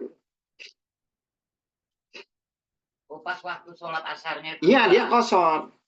Hanya dua saja. Iya, makanya Nabi itu kalau umpamanya dia perginya duhur, mau dia jamak qashar, dia sholatnya itu pas di asar, jamak takhir. Nih misalnya jam 1, jam duhur itu ya, jam duhur. Dia mau dijamak jamak qashar gitu ya. Jadi di duhur itu nggak sholat, nanti di asar aja. Hah? Apanya? Ya dua-dua. Iya. Tapi kalau yang dilakukan Nabi ya pokoknya kalau ketemu duhur dia sholat duhur dulu. Apa? Kalau misalnya Asarnya sholat dua. duhur, Ya dua-dua. Maksudnya gimana? kalau misalnya ketemu duhur dulu, misalnya sholat duhur. Oh, kalau ketemu duhur dia duhurnya sholat normal, jadi nggak jamak jadinya. Nanti asalnya sholat dua. Ya, tapi karena kan syarat dia mau qashar itu harus dalam perjalanan. Kalau kita lihat Nabi seperti itu gitu loh. Tapi ulama dengan mengambil dasar hadis yang sifatnya umum, ya tadi kalau kita mau pergi sholat duhur sama jam boleh juga yang seperti itu. Tapi kalau kita ngacu ke hadis gitu, itu yang dilakukan Nabi. Yang dilakukan Nabi adalah dia itu menjamak qashar itu ketika sudah pergi, sudah dalam perjalanan. Bukan di lokasi, bukan di tempat dia mukim. Karena memang aslinya kan syarat itu kan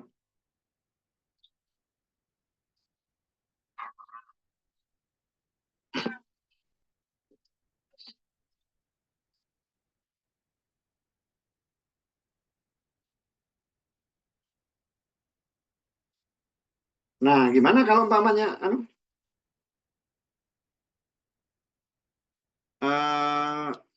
Maghrib sama Isya gitu ya? Maghrib sama Isya. Ya karena Maghrib sama Isya itu 32 sebenarnya nggak masalah sih. Kalau Maghrib 32 gitu ya. Kita jadikan jamak qashar juga nggak masalah. Kan sholat Maghrib. Kita pergi gitu kan. Ya nggak masalah karena memang dia nggak ngurangi yang gitu. Yang masalah itu kan ketika duhur sama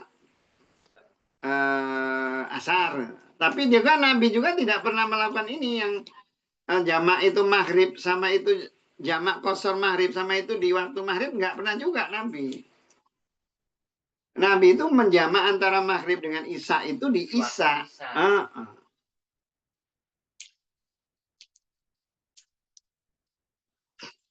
Kalau di hadisnya seperti itu, di hadisnya. Di ulama ya tadi yang mengatakan boleh itu ya ulama yang membolehkan. Dia berdasarkan hadis yang umum. Walaupun sebenarnya kalau di dalam kaidah itu kan ketika ada yang khusus, kenapa ngambil yang khusus, nggak ngambil yang khusus gitu. Tapi kalau umpamanya ya menurut yang ulama yang yang strict ya. Tapi kalau yang kan ini biar mudah loh gitu umat. Biar mudah loh umat. Kan kadang kan gini kan kayak ini aja lah. Kayak sholat Jumat ya, hari Jumat. Hari Jumat itu kan kita pinginnya kan sholat Jumat sih, walaupun kita itu musafir gitu kan ya. Tapi kan begitu kita sholat Jumat kan kita nggak bisa sholat jamak. Karena nggak ada jamak sholat Jumat dengan asar gitu kan nggak ada jamak hukumnya itu. Kalau kan Ya udah, kalau umpamanya kamu pengen jamak, ya sudah, kamu anu aja. Kalau gitu nggak usah sholat Jumat. Tapi kan sayang, gitu kan alasannya kan. Nanti dia pakai hadis meninggalkan sholat Jumat sekian-sekian. Udah, kalau mau ya tadi sebenarnya. Kalau ya mau, kalau dia mau jamak, ya udah sholat duhur sama sholat asar aja di jamak. Nggak usah sholat Jumat. Kalau dia sholat memang mau, kan saya mau pengen sholat Jumat ya, tapi ya kenapa kamu cari susah? Kalau cari susah, begitu suruh sholat asar sendiri kok kamu nggak mau, kan?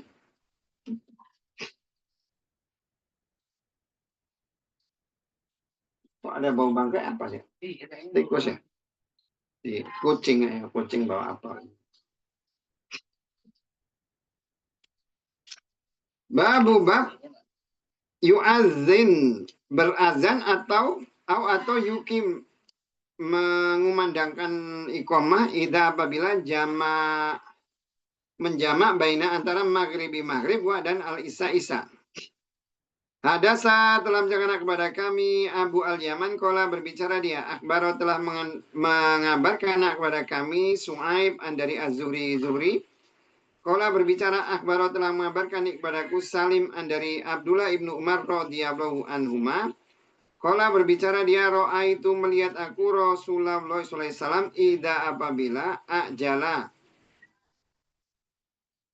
cepat-cepat atau tergesa-gesa dia hukbaranya asairu, bepergian di dalam safari perjalanan, akhiru mengakhirkan atau menjamak takhir dia sholat maghrib, hatta sehingga ia akhir itu mengakhirkan sholat maghrib hatta sehingga yazma menjamak baina antara nyawa dan baina antara isa. Qala berbicara Salim dan karena ternyata Abdullah yaf'alu mengerjakan dia kepadanya ida apabila ajala, tergesa-gesa atau buru-buru asairu perjalanan, dan yukimu komat ya, mengumandangkan komat al maghrib wa maghrib, dan yusoli sholat dia salasan 3 suma terus yusalimu mengucapkan salam, suma terus kolama jarang yalbasu berdiam dia hatta sehingga yukima mengumandangkan komat al isya pak maka yusoli sholat dia badannya rakaat ini 2 rakaat. Suma terus yusalim mengucapkan salam dia tidak yusabbihu mengerjakan sholat sunat baina antara haknya dengan rokaati 1 rakaat. Dan tidak ba'da setelah isa dengan sajadati sajadah hatta sehingga yakuma berdiri atau melakukan sholat yang dari jauh di tengah laini malam. Ambil lagi habis saya.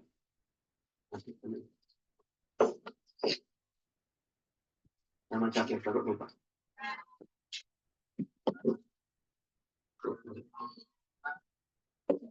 Hadasa telah menceritakan kepada kami Ishak, hadasa telah menceritakan kepada kami Abdus Somad, hadasa telah menceritakan hadasa telah menceritakan kepada kami Yahya, kola berbicara dia.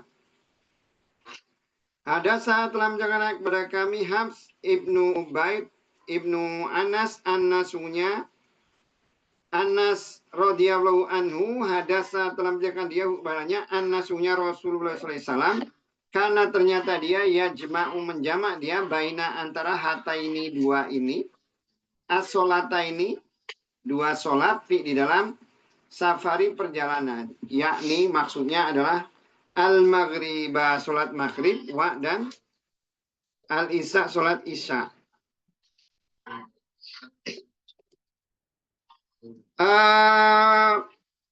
Pertanyaannya, babnya itu adalah pertanyaan apakah perlu mengumandangkan azan atau iqamah apabila menjamak di antara sholat sunat. Ketika menjamak sholat ya, di hadisnya ini sholat maghrib dan sholat isya. Nah, kalau kita lihat di hadis ini, Nabi ketika dia melakukan perjalanan, dia mengakhirkan sholat maghrib. Pengakhiran sholat maghrib itu artinya dia perjalanan itu dimulai maghrib, tapi Nabi melaksanakan sholatnya itu sholat isya-nya jamaknya itu di akhir. Jadi kalau kita lihat di hadisnya itu Nabi itu tidak pernah melakukan jamak takdim, tapi dia melakukan jamak takhir di sholat maghrib dan isya. Tapi kalau ulama itu menyatakan apa? Ada. Oh, telur pecah. Nabi itu memang tidak melakukan ya, tapi bukan berarti tidak boleh kita kalau mau menjamak antara maghrib dengan isya. Yang penting memenuhi syarat ya, memenuhi syarat. Maksudnya gini, memenuhi syarat. Ini kan ceritanya kan Nabi itu menjamak itu, cerita tentang hadis Nabi menjamak itu antara maghrib dengan isya itu kan ketika Nabi itu mau jalan gitu ya. Hadisnya kan Nabi mau jalan. Tapi hadis itu tidak menunjukkan ketika Nabi itu posisi dia di dalam perjalanan. Ketika kita tuh mau jalan, bagusnya yang tadi. Bagusnya itu ketika kita mau jalan itu, jangan dulu jamak qashar. Jamak qashar itu tidak boleh kecuali kita sudah dalam perjalanan. Qasharnya nggak boleh. Nah, ya. Tapi ketika kita itu sudah dalam perjalanan, mau jamak takdim, mau jamak takhir itu sama. Ketika kita sudah dalam perjalanan. Tapi ketika kita mengawali perjalanan, qashar itu harus posisi di jalan prinsipnya. Makanya misalnya kita mau berangkat, duhur gitu ya, duhur. Mau kita jamak, ya berarti jamaknya itu bukan jamak qashar. Karena kita belum dalam perjalanan. Tapi setelah itu, besok-besok itu kalau kita mau jamak nggak masalah, jamak qashar itu nggak harus Nah ini kan hadisnya cerita tentang itu. Kemudian bagaimana tentang kalau di qomat ya? Di hadis ini menunjukkan bahwa ketika menjamak itu cukup qomat saja, cukup qomat saja. Karena apa? Ya karena kalau azan itu kan manggil, azan itu kan manggil orang. Yuk sholat bareng yuk. Nah nanti yang datang orang mukim. Bareng. Komat aja. Tapi memang hadis yang datang ke kita ini tidak semua hadis itu kelihatan sih ya. Tidak semua yang dilakukan Nabi itu walaupun sudah sebanyak ini nggak semua yang hadis itu kelihatan semua. Sekarang saya ambil contoh. Di hadis itu tidak muncul gitu loh ya gimana Nabi ketika Nabi itu sholat dalam perjalanan itu selama 19 hari di Mekah itu gimana penduduk Mekah itu sholatnya kayak mana kan ikut Nabi pasti Nabi jadi imam nggak mungkin Nabi nggak jadi imam karena orang hanya ulama mengatakan ya pasti ngikut Nabi lah nggak mungkin nggak ngikut Nabi kan tapi mereka pasti nambah gitu kan ya tapi itu kan kesimpulan gitu kesimpulan dari tapi kan di kanunya kan enggak. Terus kalau umpamanya yang seperti itu ketika ada misalnya kayak nih sekarang nih misalnya nih kita ngundang Ustadz Adi Hidayat ya ke Lampung. Kalau pasti jadi imam kan nggak mungkin dia nggak jadi imam kan? Sholat nggak jadi imam nggak mungkin kan ya? Dia kalau ngikutin sunnah harusnya sholatnya itu ya kosor kan? Ngikutnya gimana? Ada yang pernah ngikut nggak? Ada nggak pernah undangan ngundang Ustadz kamu ngikut sholat di situ sholatnya kayak mana? Normal biasa. Hah? Normal. Harusnya kosong. Harusnya kosor. Hah? Karena nggak mungkin. Iya, karena dia nggak mungkin. Harusnya kosor. Dia bakal imami. Hah? Dan bakal imaminya. Iya, tapi kan Nabi kan nggak. Makanya kalau umpamanya alasan ulama yaitu kekhususan untuk Nabi, kekhususan untuk Nabi. Nabi ya tetap karena Nabi itu kan nggak boleh jadi makmum masalahnya. Nabi itu tidak boleh jadi makmum. Makanya yang bagus ya sebenarnya ya jadi makmum aja. Orang luar itu jadi makmum. Ketika dia jadi makmum dia akan ikut imam. Jadi itu ya kalau mau jamaah atau qashar ya untuk setiap sholatnya itu mengumandangkan koma, menggunakan koma.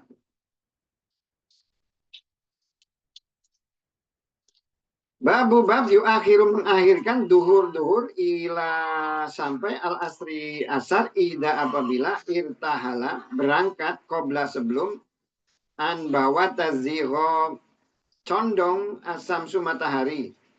Fi di dalam biknya Ibnu Abbas dari Nabi sallallahu alaihi wasallam. Ada saat dalam jangan kepada kami Hasan al-Wasitu. Kola berbicara hadasa dalam jangan kepada kami Al-Mufaddal Ibnu Hudalah an dari Ukail, an dari Ibnu Syihab, an dari Anas Ibnu Malik radhiyallahu anhu. Kola berbicara dia karena ternyata Nabi sallallahu alaihi wasallam ida apabila irtahala berangkat dia qobla sebelum an bawa tazighat condong asam su matahari akhara mengakhirkan dia ad-duhur ila sampai waktu-waktu al-asri asar. Summa terus ya menjamak dia baina antara huma dia berdua. Wa dan idza apabila zagot condong sholat dia ad-duhur summa terus rokiba berkendaraan dia. Ya tadi Nabi itu kalau dia berangkat sebelum duhur dia jamaknya itu di waktu asar, dijamak dengan asar. Tapi kalau dia sudah masuk waktu duhur, dia sholat duhur dulu, baru dia berangkat. Berarti kan dia sholatnya normal. Nanti yang asarnya di pada perjalanan.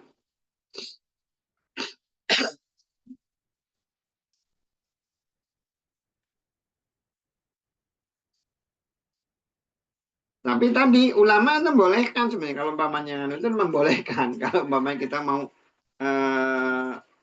duhur kita jamak dengan ini boleh. Kalau menurut ulama seperti itu. Tapi kalau kita mau ngikutin asli hadisnya seperti itu.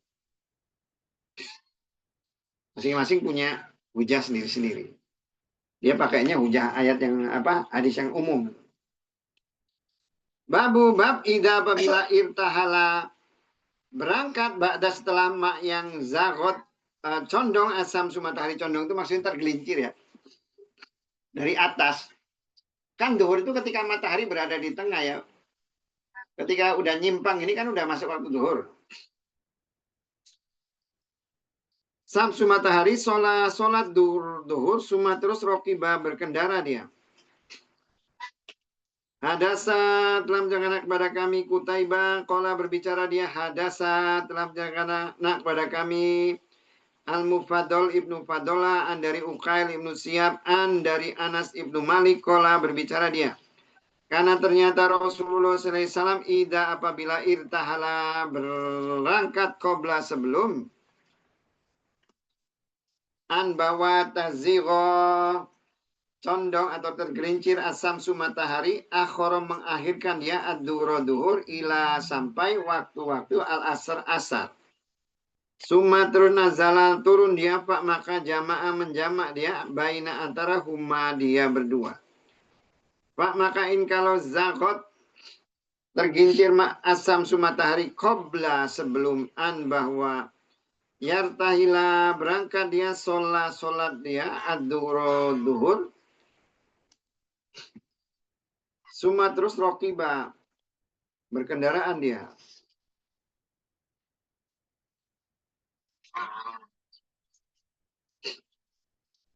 Tuh, jadi hadisnya isinya sama. Yang kesimpulan pertama itu cerita tentang bahwa Nabi itu melakukan jamak takhir antara duhur dan asar. Kalau dia berangkatnya itu sebelum. Tapi di hadis ini dia tidak menceritakan jamak takdimnya. nggak ada hadis yang babnya itu jamak takdim, nggak ada jamak takhir. Jamak takhir. Nah, Nabi itu melakukan itu jamak takhir, bukan jamak takdim. Jadi kalau dibilang mana yang lebih utama, jamak takhir atau jamak takdim? Secara logika, ketika kita itu datang, nih kita berangkat nih jam 11 gitu ya. Kita jam 11 kita berangkat.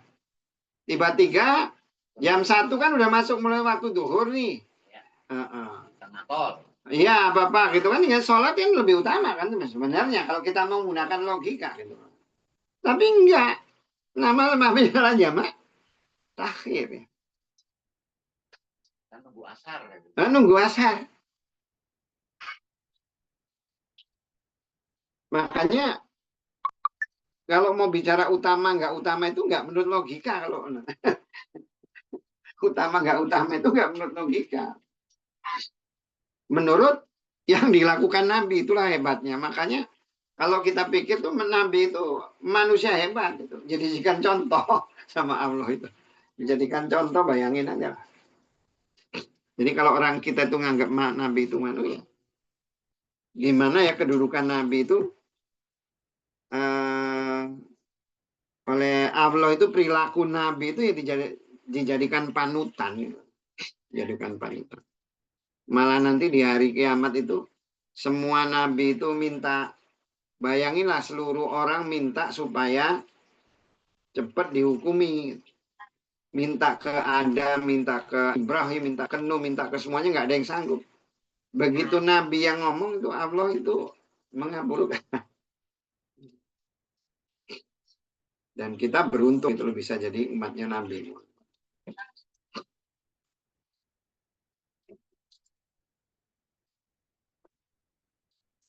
Bab as-sholatu sholat al-qaidi sambil duduk. Qaid itu sebenarnya yang duduk, sambil duduk maksudnya. Hadasa telah menjelaskan kami Kutaibah ibnu Sa'id dari Malik dari Hisam ibnu Urwa dari Abi bapaknya dari Aisyah radhiyallahu anna sungguhnya haknya qalat berbicara dia salat Rasulullah SAW di baiti rumahinya wa dan huwa dia sakit pak maka sholat dia jalisan sambil duduk wa dan sholat dia waro'a di belakang huknya kaum kiaman sambil berdiri. Pak maka asaro memberi isyarat dia ila kepada mereka untuk ijlis duduk mereka. Pak maka lama ketika insorofa selesai, kola berbicara dia innama sungguhnya ju'ila dijadikan al imam li untuk yu'tama diikuti bi dengan hiknya. Pak maka ida apabila roka'a ruku dia, pak maka irka'u ruku'lah kalian wa dan ida apabila rofa'a mengangkat kepala dia, pak maka irfa'u mengangkat kepalalah kalian. Hadasat telah menjelaskan kepada kami Abu Nuaim kola berbicara dia. Hadasat telah menjelaskan kepada kami Ibnu Uyainah dari Zuri dari Anas radhiyallahu anhu kola berbicara dia. Sakoto jatuh Rasulullah SAW min dari farosin kuda. Pak maka hudisa luka atau juisa cedera siku bagian tubuh atau lambung huknya al-aiman sebelah kanan. Pak maka dakolna masuk kami ala kepada hiknya na'udhu menjenguk kami kepadanya. Pak maka hadarat datang as-sholatu sholat waktu sholat. Pak maka sholat dia qaidan dengan duduk. Pak maka sholaina sholat kami qu'udan dengan duduk. Wa dan kola berbicara dia inna masuk sesungguhnya ju'ila dijadikan al imamu imam li untuk yu'tama diikuti dengan hiknya. Pak maka ida apabila kabaron bertakbir dia, Pak maka kabiru bertakbirlah kalian. Wa dan ida apabila roka'a ruku dia, Pak maka irka'u rukulah kalian. Wa dan ida apabila rofa'a mengangkat kepala dia, Pak maka irfa'u mengangkat kepala kalian. Wa dan ida apabila qala berbicara sami Allah ma mendengar Allah li kepada man yang hamidah memuji hu padanya, Pak maka kulu katakanlah Rabbana ya Tuhan kami, wa dan la milik engkau alhamdulillah segala puji.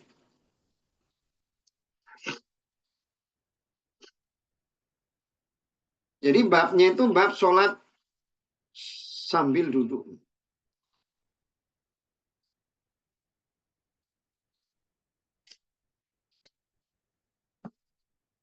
Babnya ini sebenarnya nggak cerita tentang ini ya, nggak cerita tentang Nabi itu di dalam perjalanan bagaimana, tapi kenapa oleh Bukhari itu hadis ini dimasukkan di dalam hadis tentang sholat qasar.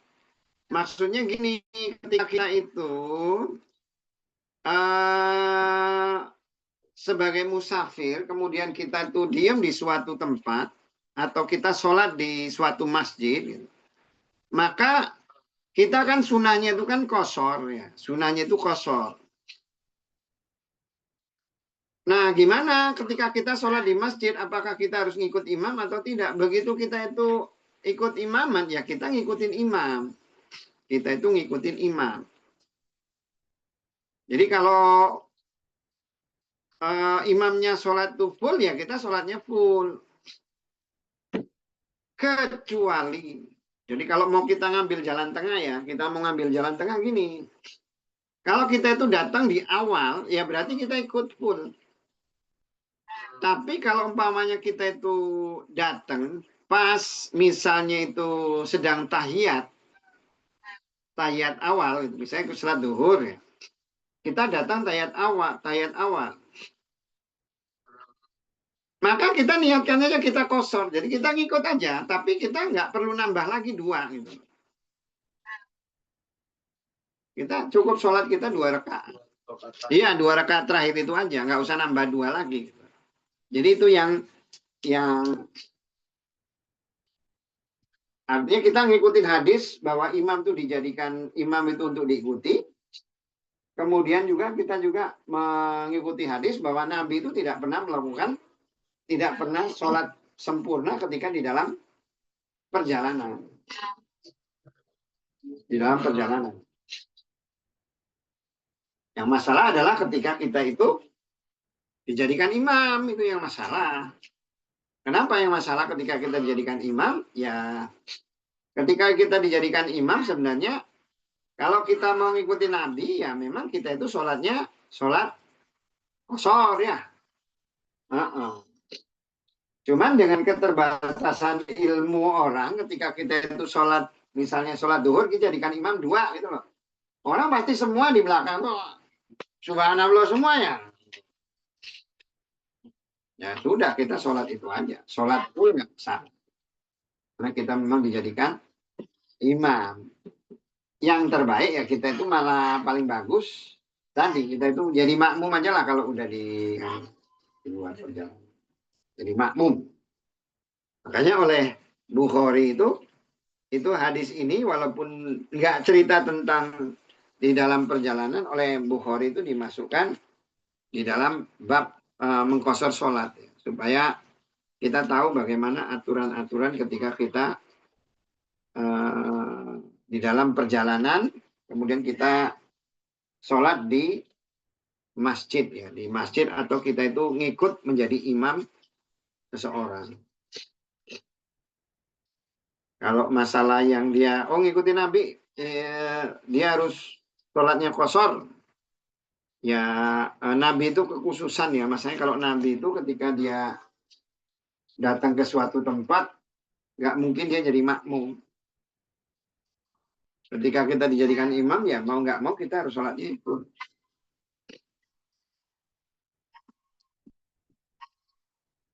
Biar babnya selesai nih. Ada saat telah menceritakan kepada kami Ishak Ibnu Mansur Kola berbicara dia Akhbaro telah mengabarkan kepada kami Rauh Ibnu Ubadah Akhbaro telah mengabarkan kepada kami Husain dari Abdullah Ibnu Burdah dari Umar Ibnu Husain radhiyallahu anna sungguhnya sa'ala bertanya dia Nabi kepada Nabi sallallahu alaihi wasallam. Akhbaro telah mengabarkan kepada kami Ishak Kola berbicara dia Akhbaro telah mengabarkan kepada kami Abdus Somad Kola berbicara dia Sami itu mendengar aku abi bapakku Kola berbicara dia hadasa telah menceritakan nak kepada kami Al Husain dari Abu Burdah Kola berbicara hadasa telah menceritakan kepadaku Umar Ibnu Husain dan karena ternyata mabsuron kena wasir ya. Kala berbicara dia saat itu bertanya aku Rasulullah SAW dari solatnya rojuli laki-laki koidan yang duduk. Pak maka kala berbicara dia kalau solat dia iman berdiri. Pak maka huwa dia afdolu lebih utama. Dan man barang siapa solat dia koidan dengan duduk, Pak maka lebih bihunya nisfu setengah ajri pahala al-qaim yang berdiri. Dan man barang siapa solat dia naiman yang sambil berbaring atau sambil tidur, Pak maka lah bagi hunya nisfu setengah ajri pahala al-qaid yang duduk.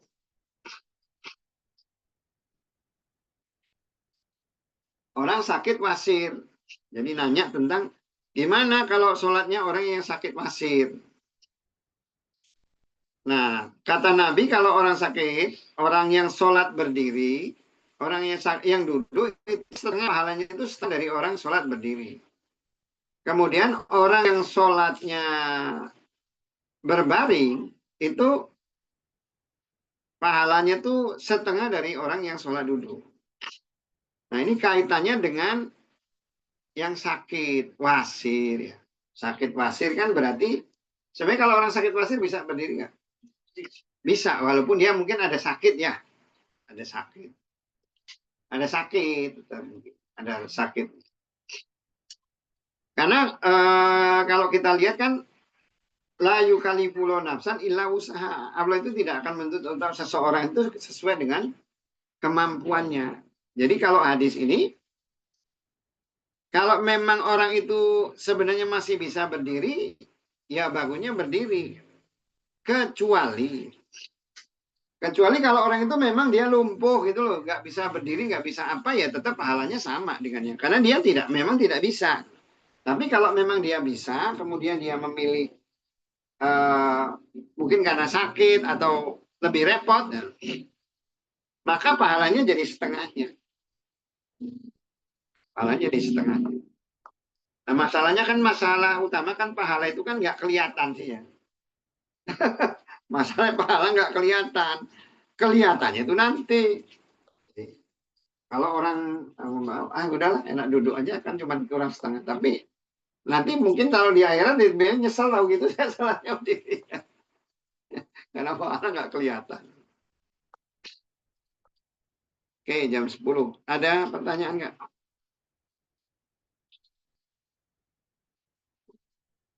Kalau di pesawat itu Ustaz. Apa? Kalau di pesawat sholatnya itu.